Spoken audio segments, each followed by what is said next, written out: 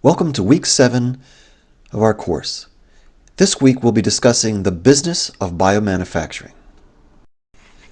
As we delve deeper into the business of biomanufacturing, some of the topics we'll be covering this week are intellectual property protection, investment funding, and contracting organizations. This can include contract manufacturing organizations, contract research organizations, and more recently, cloud laboratories. We will also be reviewing some of the challenges for the successful development and funding of a biotech company. Startup and early-stage biotech companies can play an important role in the diversification of the economy. However, it's important to recognize that the failure rate for biotech startups can be extremely high, greater than 90%. So it's important for us to understand the strategies for reducing risk and for increasing the likelihood of success for starting a new biotech company. There are 4 interrelated components which are essential to reduce investor risk and ensure the success of a biotech company. These include the leadership team, product candidates, the intellectual property, and financing. There are 5 important product criteria which need to be met to ensure company success. These are strong intellectual property, meeting an unmet patient need in a large market, having platform technology or product portfolios, the product having a well-established clinical and/or regulatory pathway, and having strategies for the reduction of risk, knowing that most product candidates fail for reasons of safety. Intellectual property. What is intellectual property? Well, intellectual property refers to creations of the mind. These can include inventions, literary and artistic works, designs, symbols, names, and images which can be used in commerce. Intellectual property is protected by law and it enables people to earn recognition and/or financial benefit from that which they invent or create. Primarily, these are financial benefits. There are 4 types of intellectual property. They are trademarks, copyrights, trade secrets, and patents. Intellectual properties provides incentive for private creativity and private investment. For patents, there is a limited time to reward creativity and recoup research, development, and commercialization costs, and this is about 20 years. This also provides the inventor with a monopoly, the exclusive control at a premium price. A patentable subject are such things as any new and useful process, machine, manufacture, or composition of matter, or any new and useful improvement thereof. Software and business methods are also patentable. Items which cannot be patented include a mere idea or concept, a purely mathematical formula, or a phenomena of nature. Copyrights. This is defined as a form of protection provided to the authors of original works of authorship. It can protect literary, dramatic, musical, artistic, and certain other intellectual works. And this can last, in general, the author's life plus 70 years. Trademarks are defined as any word, name, symbol, or device, or any combination used or intended to be used in commerce to identify and distinguish the goods and services. And this protects any of the above, as well as logos, banners, sounds, etc. The duration of this protection is for 10-year terms, and each after 10 years is then renewable for an additional 10 years. Trade secrets are defined as any information that provides economic value that is not in the public domain and that has been reasonably kept secret. Things which are protected are formulas, patterns, compilations, programs, devices, methods, techniques, or processes. And these are protected so long as they remain a secret.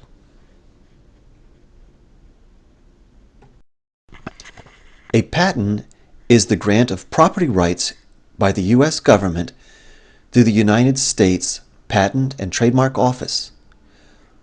For patentability, whoever invents or discovers any new or useful process, machine, manufacture, or composition of matter, or any new and useful improvement thereof may obtain a patent. The duration of patents for a utility patent is 20 years from the date of filing. For a design patent, it is 14 years from the time the patent is granted. In September of 2011, President Obama signed into law the America Invents Act, which made sweeping changes to the U.S. patent system.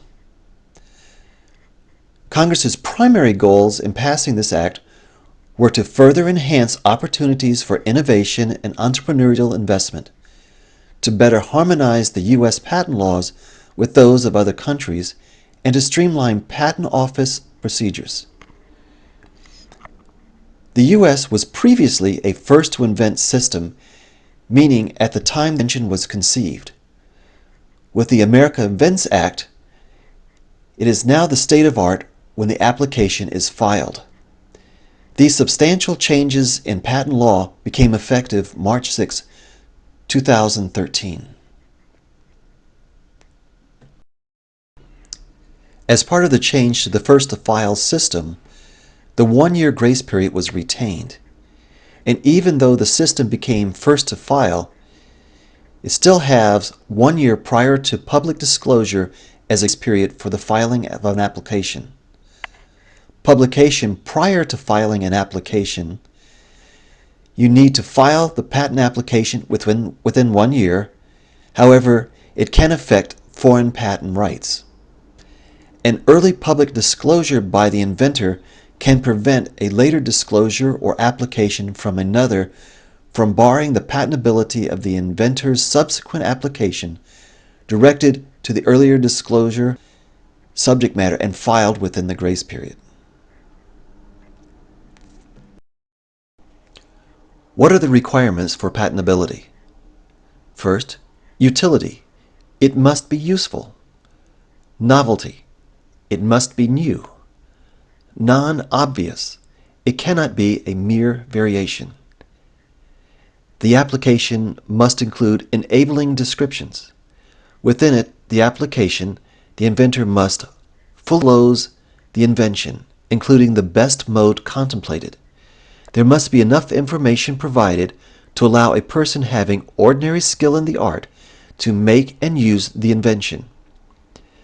For existing technologies, these can become patentable if they are improvements to the known technologies, it is a new combination of known technologies, or new uses for a known technology. Who is an inventor? An inventor is simply a person who contributes to the intellectual conception of the claimed invention. Also important, who is not an inventor?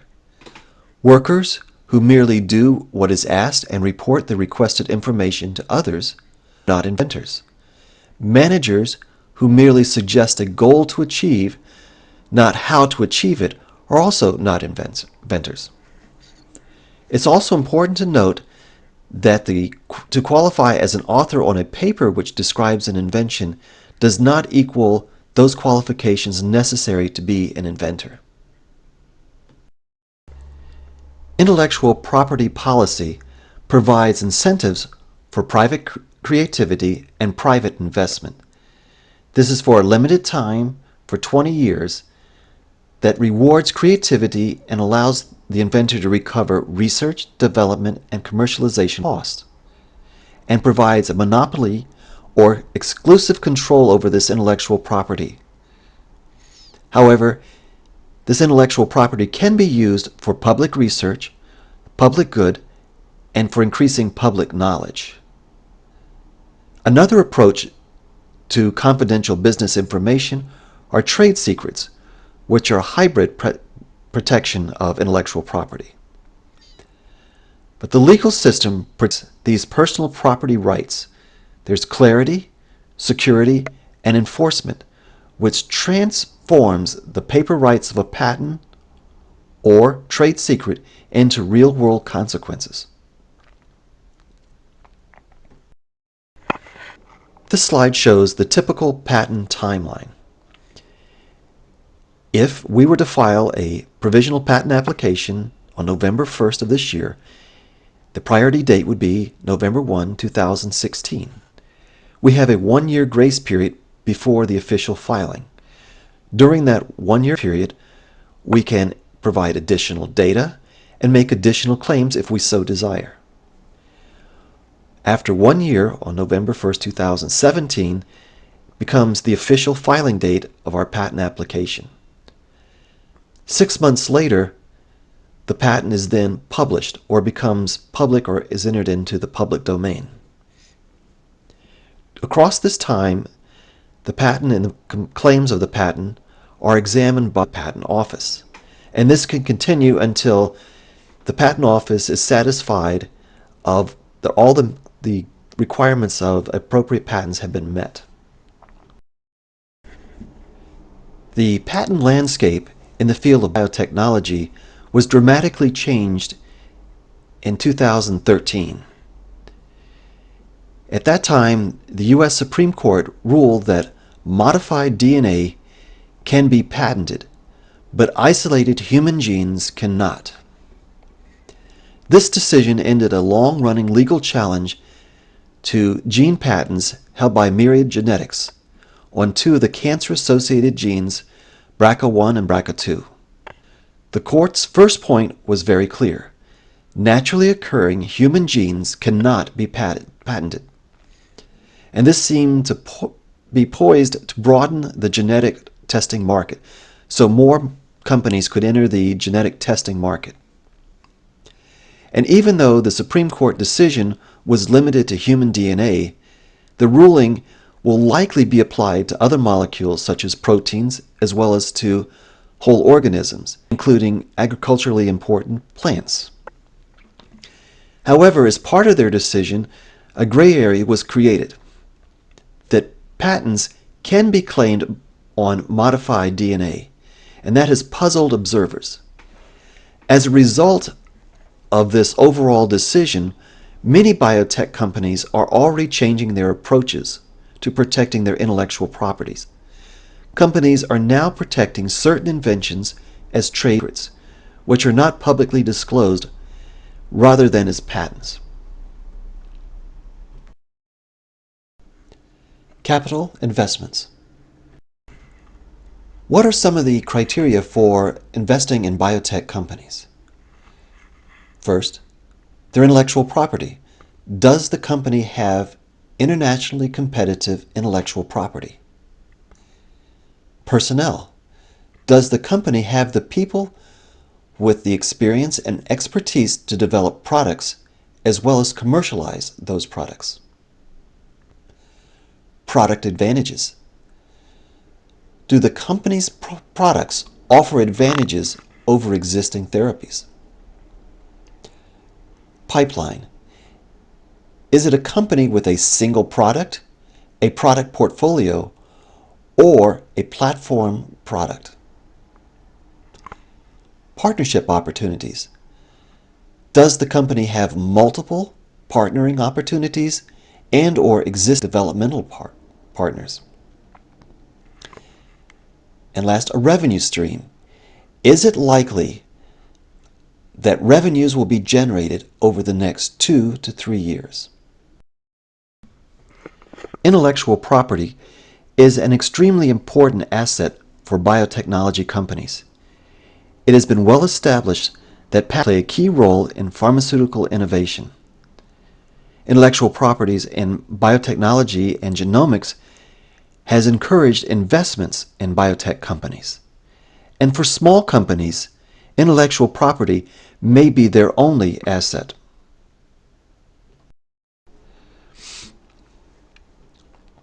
In several of the previous slides, we've mentioned the term platform technology.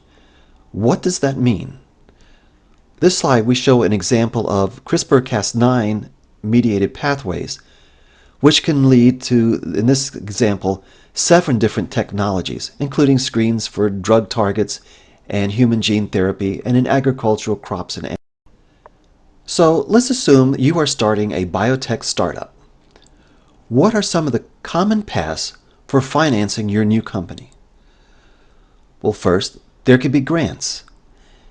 Within academics, there are research stages can qualify for government grants for equipment and staff.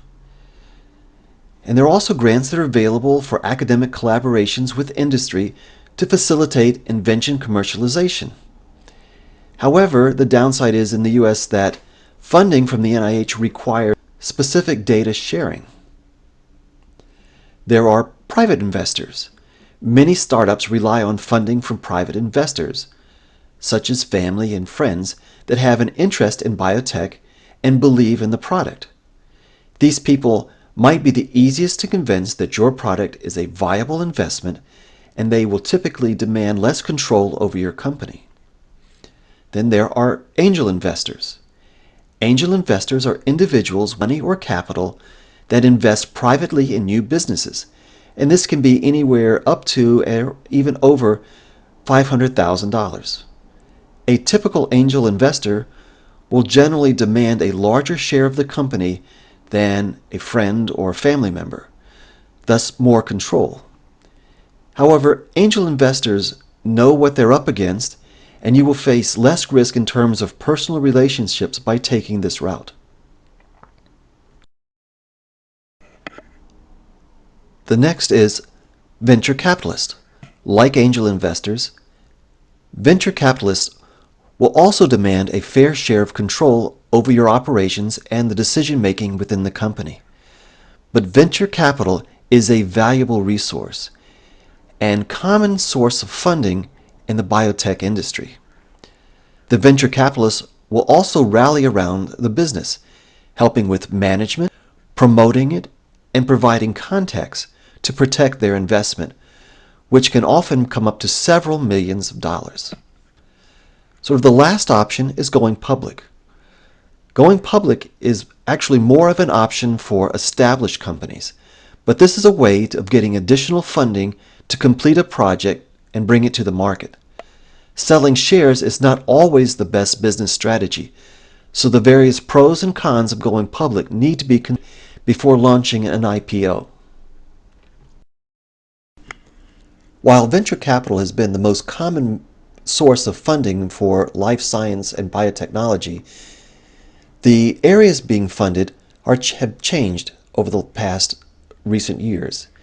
In 2009, for example, the majority of venture capital for life science startups was in early stage ventures. About 62% of their funding was in these early stage companies. However, by the end of 2014, the venture capital in early stage life science companies had decreased, and it shifted to companies in the later stage of product development. So by the end of 2014, about 55% of all venture capital was being invested in late-stage companies. So why is the acquisition of funding so important for the development of biotech companies and in drug discovery development? Well, this slide shows an example of why this is true. Discovering and developing safe and effective pharmaceuticals is a challenging undertaking and can take 10 to 15 years and cost $1 to $1.5 billion. The drug development process requires sophisticated technology and a broad array of medical and laboratory expertise. And these include drug target identification, preclinical evaluation, toxicology and safety testing, clinical trial design and implementation. As a result, for every 5 to 10,000 potential compounds which are evaluated, ultimately only one receives FDA approval. And that's shown in the figure below, which shows that once you reach to the preclinical stage, that 10,000 number has decreased to about 250 candidate drugs. By the beginning of the phase 1 clinical trials, this is down to 5, and by the time you complete the phase 3 trials and FDA review, you're now down to a single candidate drug.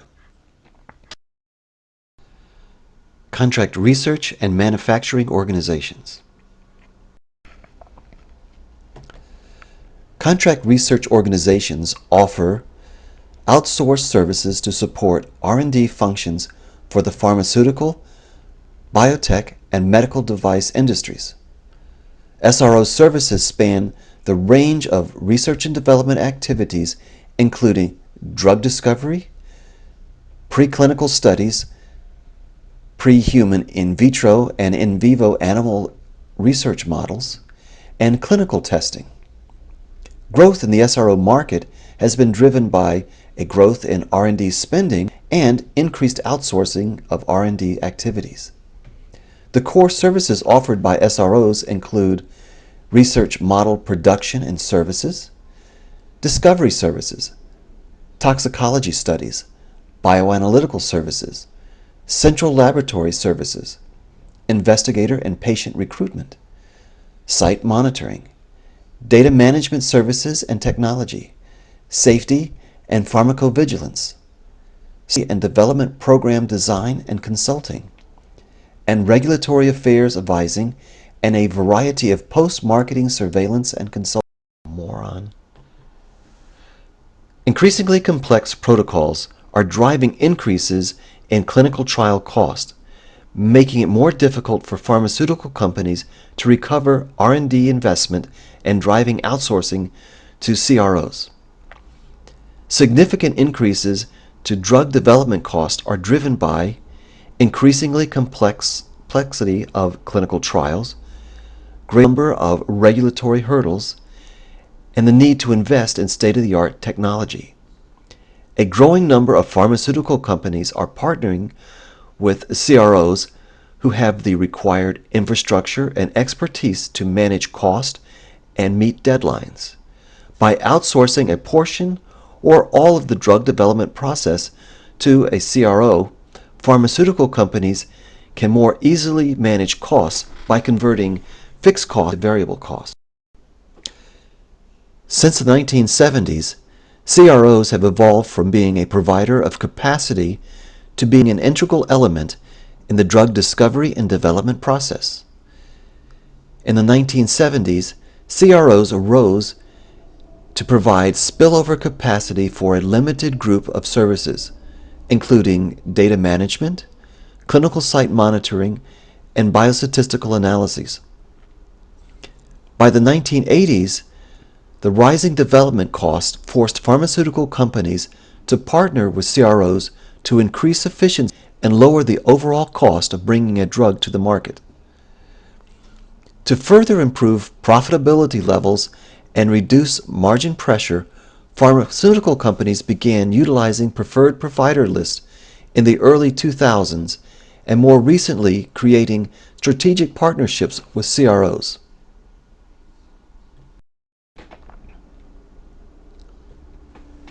Contract manufacturing organizations.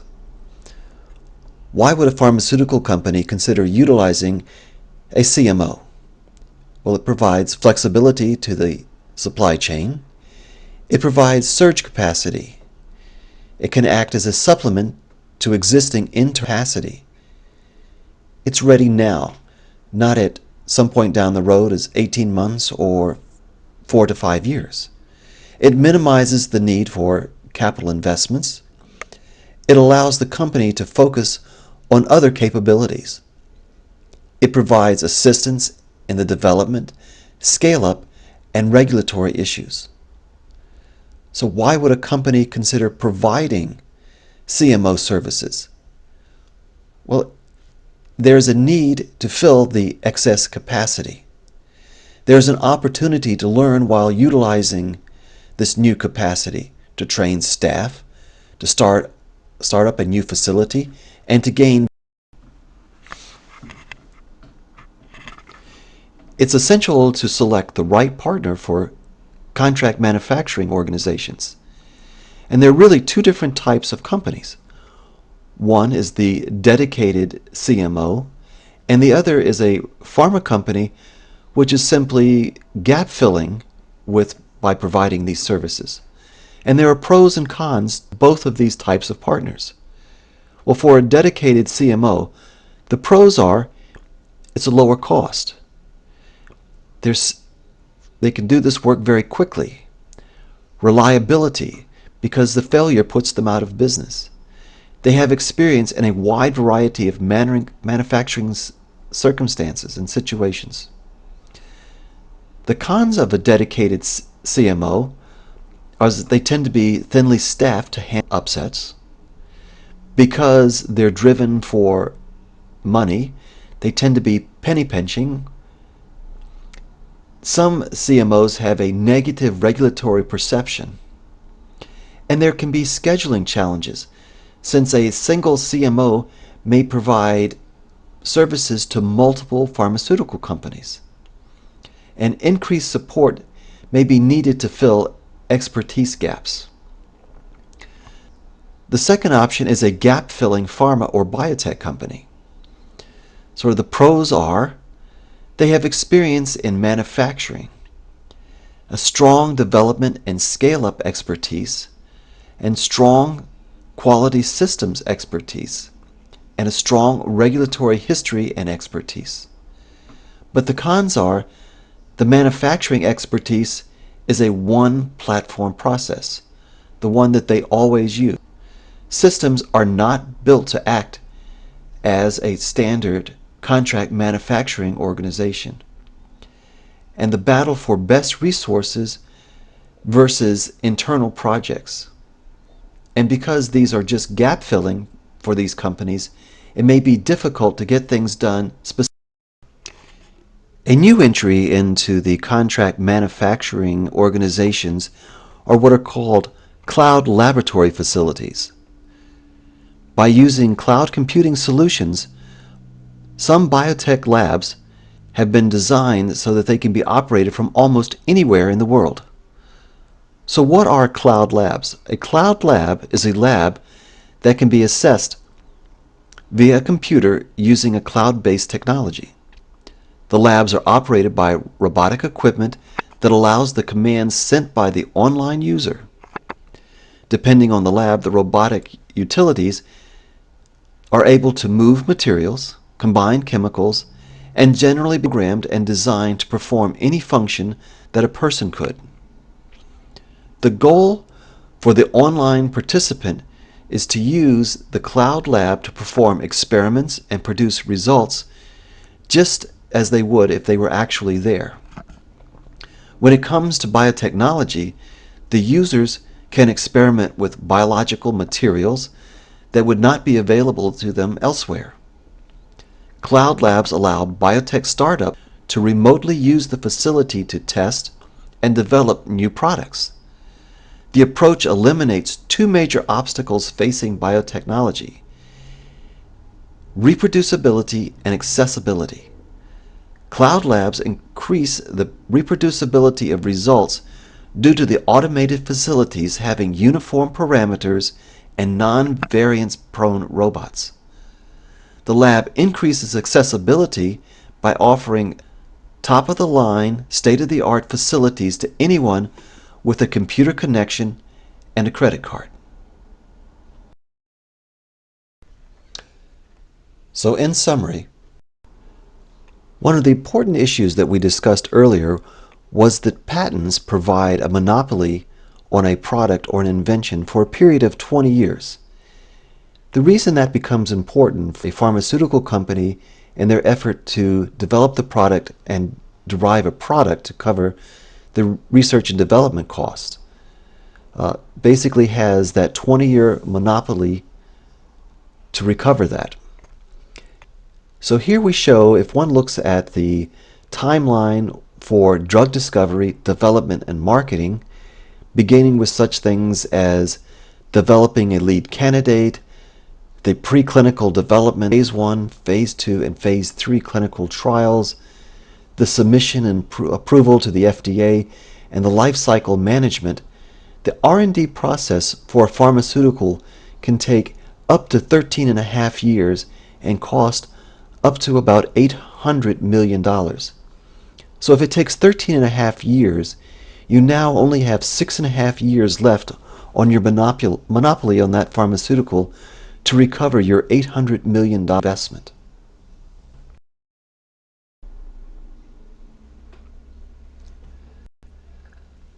If one is starting a biotech or pharmaceutical company, or one is looking to invest in a startup, there are 4 critical criteria that one has to evaluate.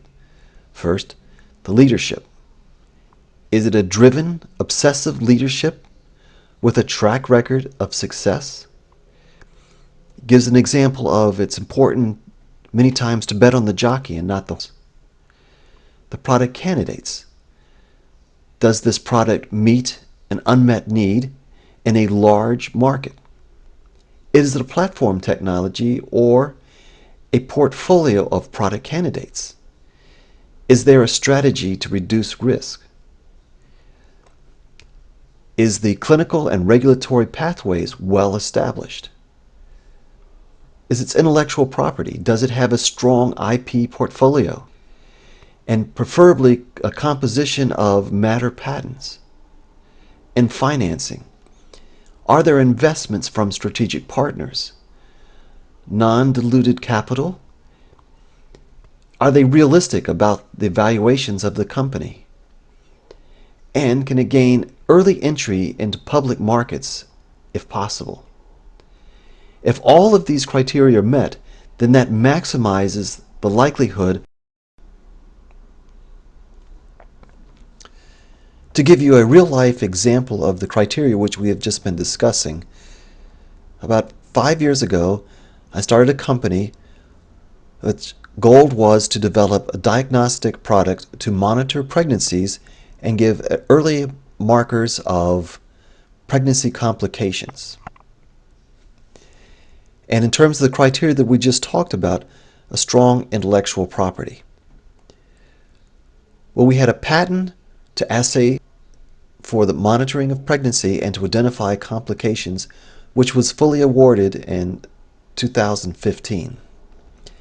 Did it meet an unmet patient need, and was it a large market? There were no competing assays. The closest competitor was amniocentesis. And in the US alone, the assay targeted 6.5 million patients. Is it a platform technology or a portfolio technology? This assay system that we patented provided a platform assay to identify multiple conditions and had the potential to be expanded to new complications as they were defined. Did it have a well-established clinical and regulatory pathway? It had a well-established pathway for diagnostic assays. It's been set up by the FDA and their laboratory-developed test documents. As a result, that we were able to check all of these boxes. That led to the rapid acquisition of our company by a larger company within 2 years of its